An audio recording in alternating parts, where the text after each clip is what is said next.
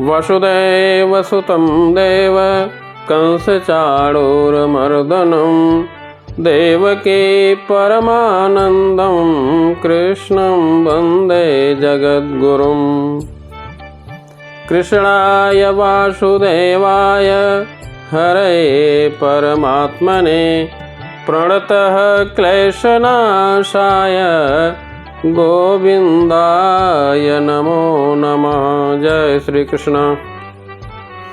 अन्ये च बहवः शूरा मदर्थे त्यक्तजीविता नानाशस्त्रप्रहरणा सर्वे युद्धविशारदा अपर्याप्तं तदस्माकं बलं भीष्माभिरक्षितं पर्याप्तं त्वेदमेतेषां बलं भीमाभिरक्षितम्।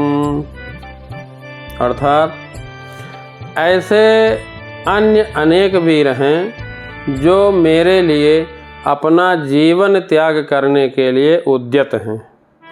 वे विविध प्रकार के हथियारों से सुसज्जित हैं और युद्ध विद्या में निपुण हैं। हमारी शक्ति अपरिमेय है और हम लोग पितामह भीष्म द्वारा संरक्षित हैं, ऐसा दुर्योधन सोच रहा, जबकि पांडवों की शक्ति भीम द्वारा संरक्षित होकर भी सीमित है।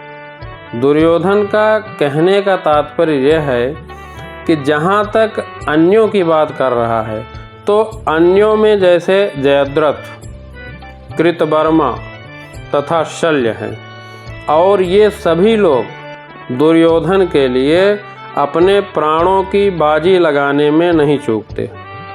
जयद्रथ सिंधु प्रदेश के राजा थे। इनका विवाह कौरवों की बहन दुशाला से हुआ था।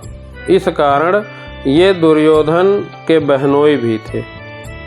जयद्रथ सिंधु नरेश वृद्ध छत्र के पुत्र थे। वृद्ध छत्र के यहाँ जयद्रथ का जन्म काफ़ी समय बाद हुआ था और उन्हें यह वरदान भी प्राप्त हुआ था कि जयद्रथ का वध कोई सामान्य आदमी नहीं कर पाएगा। कृतवर्मा महाभारत में एक छोटे पात्र के रूप में दिखाई देता है जो कौरवों के लिए कुरुक्षेत्र युद्ध में लड़ रहा था। कृतवर्मा गोपों से बनी नारायणी सेना का सेनापति था। शल्य मद्र देश के राजा थे। महाराज पांडु इनके बहनोई थे। शल्य नकुल और सहदेव के मामा थे। महाभारत में दुर्योधन ने उन्हें छल द्वारा अपनी ओर से युद्ध करने के लिए राजी कर लिया था। दुर्योधन अपने मित्रों की शक्ति के कारण अपनी विजय को देख रहा था। उसे नहीं पता था कि पापी के दल में सम्मिलित होने के कारण सभी मारे जाएंगे। दुर्योधन सोचता है इतने अनुभवी सेना नायक भीष्म पितामह के द्वारा पूर्ण रूप से संरक्षित होने के कारण उसकी सेनाओं की शक्ति अजेय है। दूसरी ओर देखता है कि पांडवों की सेनाएं सीमित हैं, क्योंकि उनकी सुरक्षा एक बहुत ही कम अनुभवी भीम द्वारा की जा रही है। भीम भीष्म पितामह की तुलना में कुछ भी नहीं है। दुर्योधन हमेशा भीम से ईर्ष्या करता था, क्योंकि उसे पता था कि उसकी मृत्यु कभी होती भी है तो वह भीम के द्वारा ही होगी।